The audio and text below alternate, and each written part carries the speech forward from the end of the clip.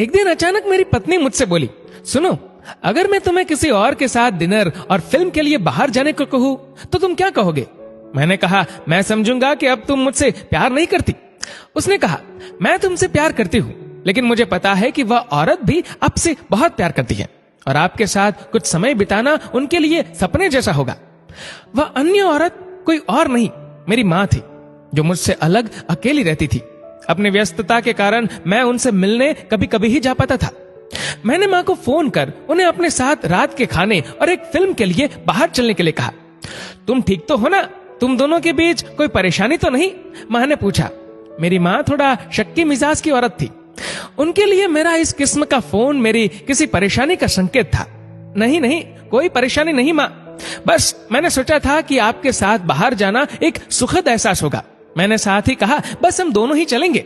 उन्होंने इस बारे में एक पल के लिए सोचा और फिर कहा, ठीक है। शुक्रवार की शाम को जब मैं उनके घर पहुंचा तो मैंने देखा वह भी दरवाजे पर इंतजार कर रही थी। वो एक सुंदर पोशाक पहने हुई थी और उनका चेहरा एक अलग से खुशी से चमक रहा था। कार में माँ ने कहा, मैंने अपनी सहेलियों को बताया कि मैं अपने बेटे के साथ बाहर खाना खाने के लिए जा रही हूँ। वे काफी प्रभावित थी। हम लोग माँ की पसंद वाले एक रेस्टोरेंट पहुंचे, जो बहुत शानदार तो नहीं मगर अच्छा और आरामदायक था। हम बैठ गए और मैं मेनू देखने लगा।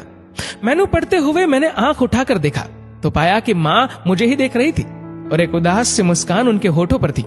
जब तुम छोटे थे तो ये मेनू मैं तुम्हारे लिए पढ़ती थी।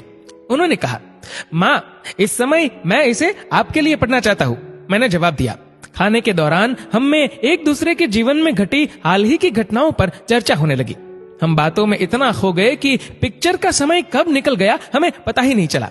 बाद में वापस घर लौटते समय माँ ने कहा कि अगर अगली बार मैं उन्हें बिल का पेमेंट करने दूं तो वो मेरे साथ दोबारा डिनर के लिए आना चाहेंगी।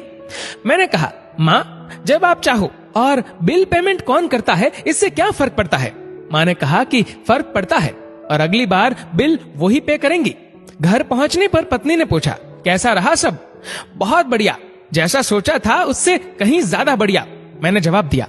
इस घटना के कुछ दिनों बाद मेरी माँ का दिल का दौरा पड़ने से निधन हो गया। ये इतना अचानक हुआ कि मैं उनके लिए कुछ नहीं कर पाया। माँ की मौत के कुछ समय बाद मुझे एक लिफाफा मिला जिसमें उसी रेस्टोरेंट की एडवांस पेमेंट की रसीद के साथ माँ का एक खत था, जिसमें माँ ने लिखा था, मेरे बेटे, मुझे पता नहीं कि मैं तुम्हारे साथ दोबारा डिनर पर जा पाऊंगी या नहीं, इसलिए मैंने 2 लोगों के खाने के अनुमानित बिल का एडवांस पेमेंट कर दिया है।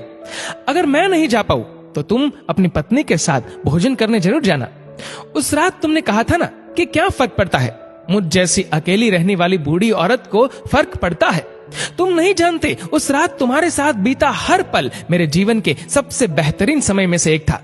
भगवान तुम्हें सदा खुश रखे। लव यू मेरे बेटे, तुम्हारी माँ। उस पल मुझे अपनों को समय देने और उनके प्यार को महसूस करने का महत्व मालूम हुआ। जीवन में कुछ भी आपके अपने परिवार से ज्यादा महत्वपूर्ण नहीं है। न व्हाट्सएप, न फेसबुक, न मोबाइल, न लैपटॉप और न ही टीवी।